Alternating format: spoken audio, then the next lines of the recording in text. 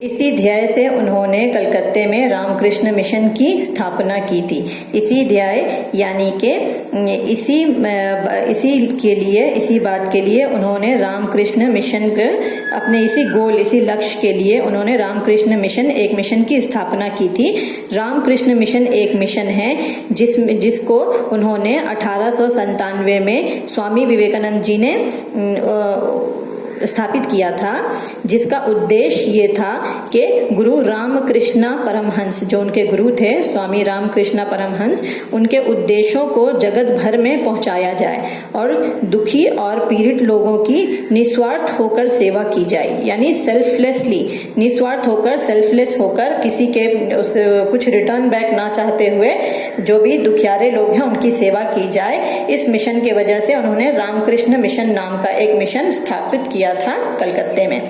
स्वामी जी ने अज्ञान, अशिक्षा, विदेशी अनुकरण, दास्य मनोभाव आदि के बुरे प्रभावों का बोध कराया है।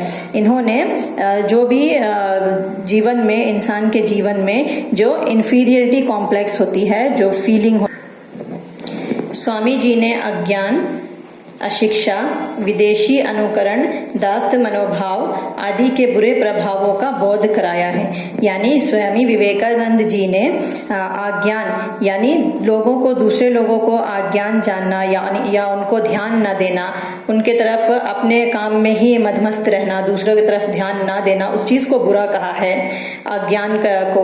और अशिक्षा, अगर कोई अशिक्षित हैं यानी इलिटरेट हैं, जिनको शिक्षा प्राप्त नहीं हुई, शिक्षाहीन रहते हैं, उनको बुरा नहीं समझना चाहिए या उनको नीचा नहीं समझना चाहिए, इसकी प्रेरणा भी दी है। और उसके साथ साथ उन्होंने विदेशी अनुकरण यानी कि विदेशी जीवन शैली, जो कि फॉरेन लाइफस्टाइल होता है, विदेशी जीवन शैली के बुरे प्रभाव से हमें बताया है। हमें उस पर चलने से बचने के बारे में कहा है कि हमें विदेशी जीवन शैली के तरह अपनी जीवन शैली नहीं गुजारनी चाहिए। और दास्य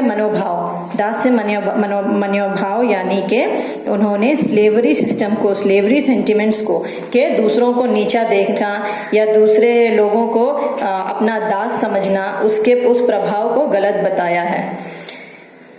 मनोभाव आदि के बुरे प्रभावों का बोध कराया है। तो उन्होंने अशिक्षित, जो लोग अशिक्षित हैं या अज्ञानी हैं उनके बारे में, या जो लोग दास्य मनोभाव के हैं, उनकी भावना बुरी है, वैसी भावना बुरी होती है, वैसे भावनाओं को उत्पन्न नहीं करना चाहिए, यह बताया है। और जनता के मन से उन्होंने अपने भाषण के द्वारा जनता के मन से हीनता की भावना को दूर भगाया है। हीनता की भावना यानी दूसरों को हीन समझना, नीचा समझना, वैसी भावना को खत्म करने के लिए उन्होंने बहुत सारी भाषण दी और उससे उन्होंने प्रामाणिक प्रयत्न किया है। उन्होंने बहुत भीषण उसके लिए अपनी कोशिश की है।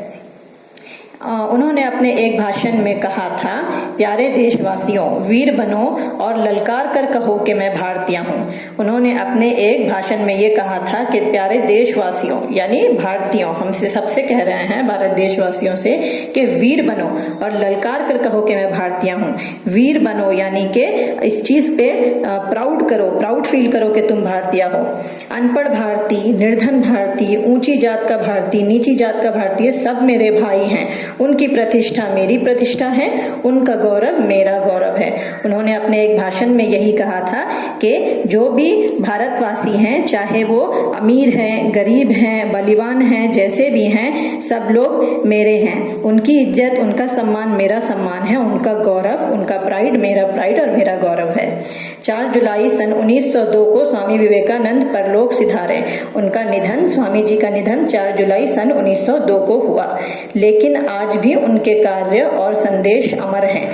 आज भी उनके कामों को और उनके दिए हुए संदेश को, यानी उनके मैसेजेस आज तक अमर हैं, इमॉर्टल हैं। हम अभी तक जानते हैं और आगे भी इतिहास से उनके बारे में जानते रहेंगे। तो बच्चों, स्वामी विवेकानंद जी ने हमें प्रेरणा दी है कि जातिवाद अच्छी अच्छी बात नहीं होती।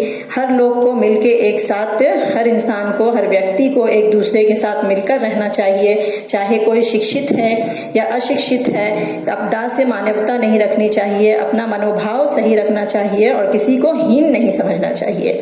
बच्चों, इस पाठ के लेखक जो हैं उनका नाम है डॉक्टर जगदीश चंद्र जी। जगदीश चंद्र जी एक बहुत ही वाक्य कवि थे और लेखक भी थे। उन्होंने भारत के किशोर बालक बालिकाओं के समक्ष आदर्श प्रस्तुत करने के लिए अनेक महापुरुषों की जीवनियां लिखी हैं।